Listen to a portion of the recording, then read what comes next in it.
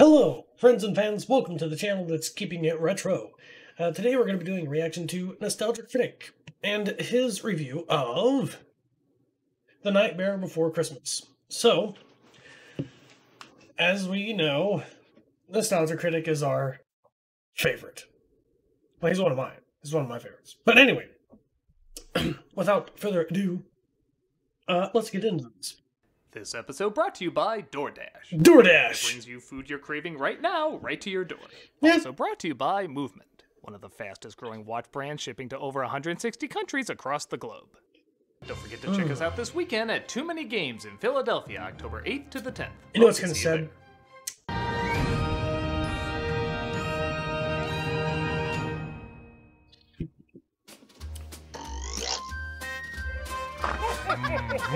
Okay, I just had to make sure I wasn't recording any of the other audio.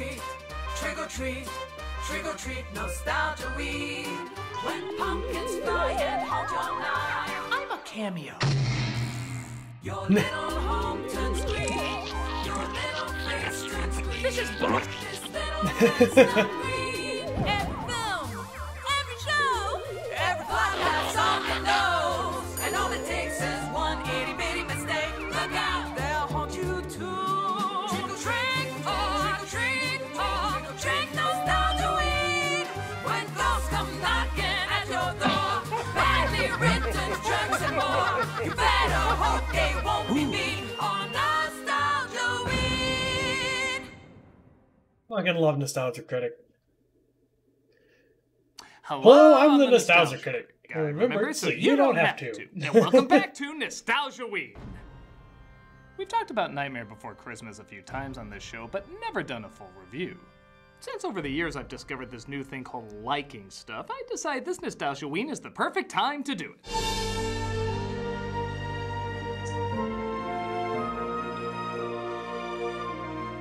I do like this a movie. modest success when it came out in 1993, The Nightmare Before Christmas has exploded into one of the most popular icons associated with Halloween, and yes, even Christmas.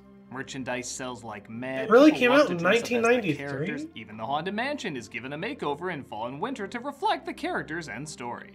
It also starred one of my favorite fads of stop-motion kids movies that are wonderfully more dark and twisted than most kids movies are. And they're given a free pass by parents because, well, It's a kids movie. being fun when The Nightmare Before Christmas did it. Based on Tim Burton's short story of the same name, it takes, honestly, a very complicated and abstract idea and makes it surprisingly simple to follow and enjoy. So what is it about this holiday film that becomes more and more popular where other holiday films seem to fade into the crowd? Well, we're finally gonna watch it from beginning to end to find out. This is It's so Halloween, or is it dark, Christmas? but yet Clearly Halloween. This is Tim like, Burton's The Nightmare Before Christmas.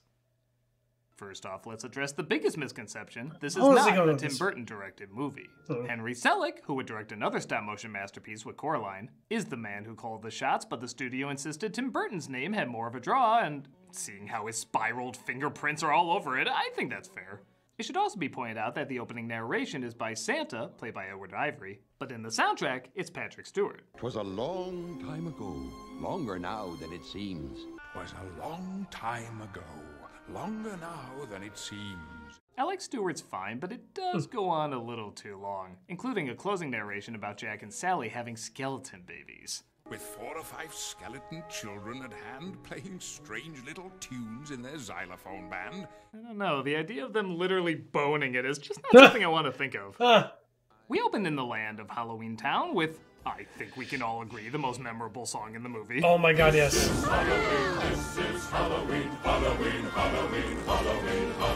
Though I always saw it as a warped version of the Home Alone theme.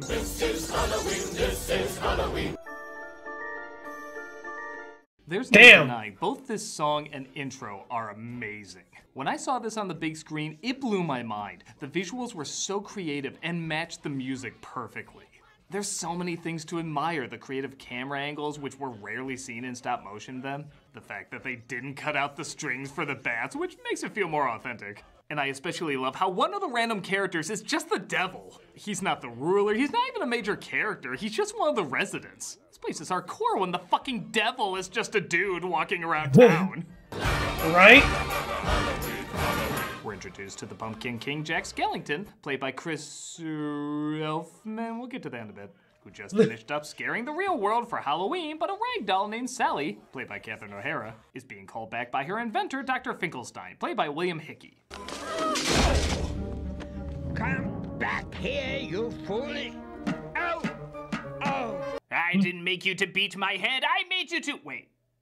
Feel tired doing the same thing every year and sings about his frustration. Oh, there's an empty place in my bones. So Jack's singing voice is composer and songwriter Danny Elfman, but his speaking voice is Chris Sarandon. And surprisingly, there's several conflicting reasons as to why. Elfman was always going to be the singing voice as he did demos for all the songs and everyone agreed he just sounded great as Jack. Some reports say Elfman didn't want to act as he was too busy with everything else. In fact, he wrote so many songs, writers kept adding characters and plot threads to work them in. Some even saying the film really should have been called Danny Elfman's The Nightmare Before Christmas. Other reports say his singing was loved, but his acting not as much. So they passed on him as an actor, possibly resulting in a split Burton and Elfman had for a short period of time. Both reasons are odd, as Elfman does act as other characters in the movie. Whatever the reason, both do a great job, matching each other's energy and passion perfectly. Christmas time is buzzing in my skull. Call a town meeting and I'll tell everyone all about it. After he sings his woes, Sally finds she'd give her right arm to get her right arm. I made you with my own hands. You can make other creations. Something a lot of people pick up is that the dialogue in this film is not quite like other Disney movies. Keep in mind, this is just around the time Aladdin came out, and animation in general was trying to hit both adults and children. This dialogue is not really trying to do that. It's trying to be simple in the hopes of being more timeless like the Rankin Bass specials. And it works, but it does throw a lot of people off. There's no pop cultural references, in-jokes, or hidden adult humor. It's a very basic what you hear is what you get, which sometimes results in lines that don't always sound the most natural. Curiosity killed the cat, you know. I know. That was a normal thing we just said. But that's also part of the charm. For such a strange idea with strange-looking characters, it's easily digestible. Like this concept of trees holding different holidays sounds feasible after watching this, but imagine explaining it in a way that both adults and kids could follow easily. It's probably trickier than you think. Some of these concepts and ideas are so imaginative, a simpler way of telling them makes the most sense. Speaking of which, Jack is sucked into Christmas Town and is blown away by what he sees. What's this? In here, they've got a little tree. How queer! Well, we found the line every kid's gonna snicker at whenever they sing it. A little cozy thing secure inside their dreamland. And we found the out-of-context picture that'll get me snickering whenever I see it. After seeing the creepiest Santa shadow, Sally poisons her inventor again by sneaking Harry Potter classes into his soup. Frog's breath will overpower any odor. Worm's wart. After she tricks him into drinking it, and giving up just assuming a popular gif, if not get on that internet. Jack returns home and calls a town meeting to explain the strange land he discovered. Even death is invited. Between him and the devil, Christ, I expect to see Christ in the background next. This is a thing called a present. The whole thing starts with a box. No, that gift is from 2006. It's a dick in a box joke. What a splendid idea. This Christmas sounds fun. Though they all seem excited, they don't seem to get what makes Christmas so special. And neither does Jack, for that matter, who obsesses over what it's all about. There's got to be a logical way to explain this Christmas thing.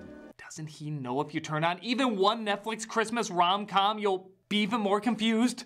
Or if you watch the Hallmark Channel. What does it mean? What does any of this have to do with Jesus? Exactly. Sally goes to visit Jack, but first has to figure out how to get down from her tower.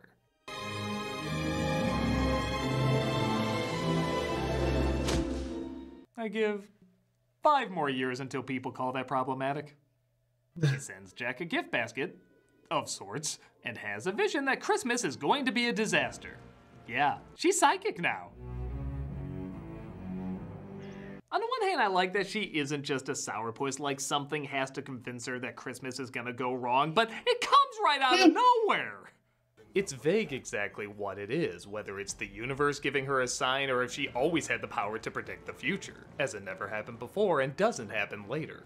I always thought it'd be cool if they gave a hint this was a thing, like maybe she used the ability to find the deadly nightshade, or later she looks at the flower and a heart appears, foreshadowing that Jack was about to approach her. But nope, this is it. She's just Walt from Lost, psychic when you need it because you need it. Of course, I've been too close to see. The answer's right in front of me. Jack finally figures Christmas out, sorta, when he discovers he can bring his own unique spin to it.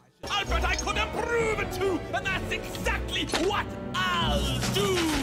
I'll start it in November. No, October. Hell, September's not doing anything, the lazy ass! Actually, with combining holidays, this film really was ahead of its time. Good homage. Is that right? The right word? That works. Jack requests everybody to chip in to bring his version of Christmas to the people. He calls on Lock, Shock, and Barrel, played by Paul Reubens, Catherine O'Hara, and Danny Elfman, who are given the assignment to kidnap Santa Claus. And I know I'm gonna sound like a dumbass, but I never put together that the masks to hide their faces look exactly like their faces. I always thought that was neat, though. Elfman's favorite lyric is "La."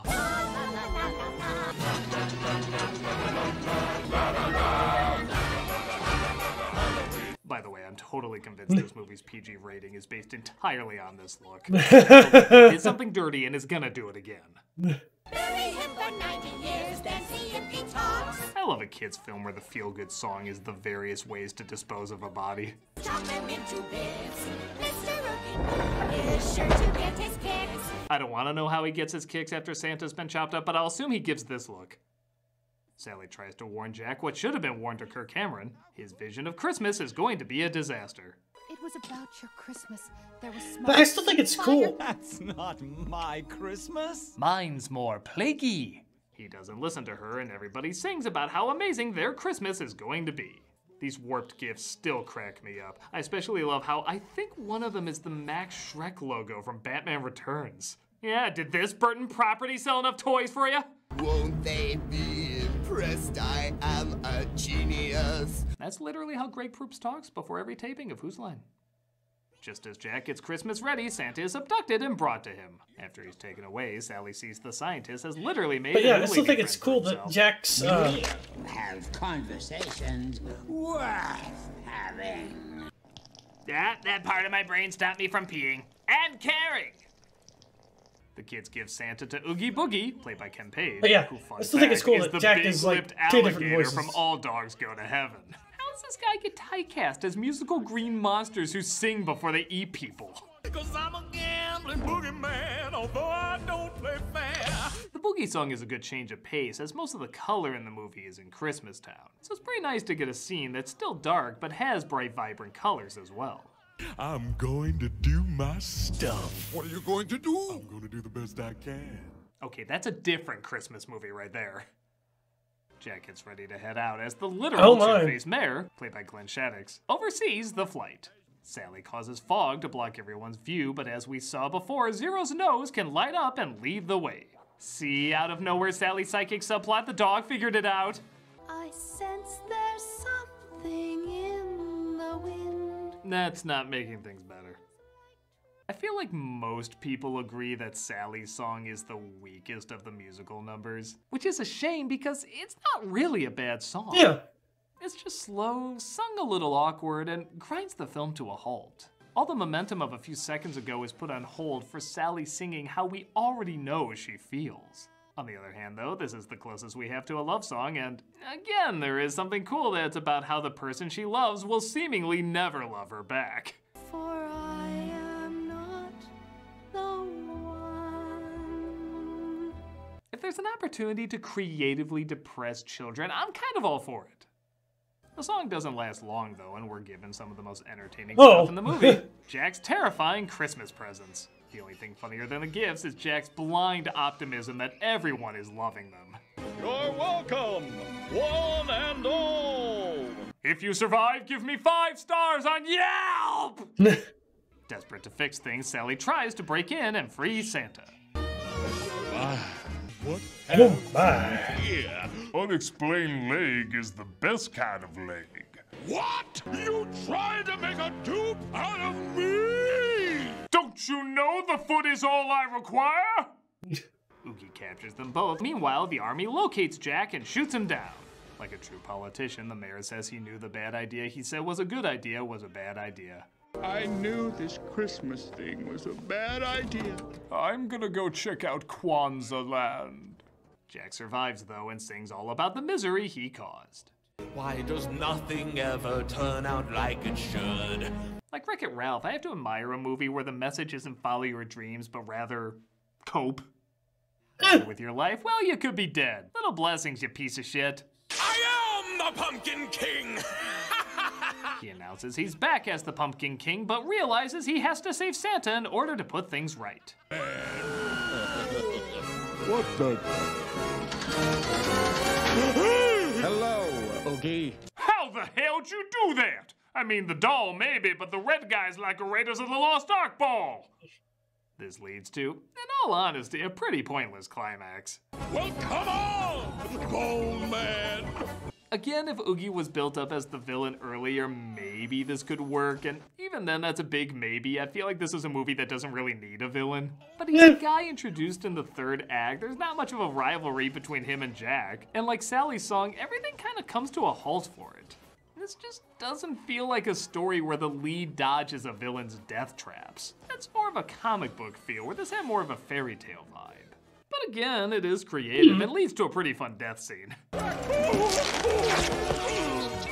what you've done! Don't look at my dung beetles! I'll admit Santa stomping out the last bug is pretty funny, but he has work to do as he restores Christmas back to normal and Jack returns home. Santa even brings a little bit of Christmas to Halloween. Again, as if that isn't being done. Careful, my precious jewel. Well, somebody got an idea watching season 1 of Loki. Jack and Sally finally confess their love for each other, and thank God they kiss far away, because I don't want to think of the mechanics of doll lips kissing skeleton teeth. And that was The Nightmare Before Christmas. I can't pretend it's absolutely flawless, but it's pretty close. It does take a certain mindset to enjoy it, certainly embracing simplicity more than complexity, but that doesn't mean it isn't astoundingly imaginative.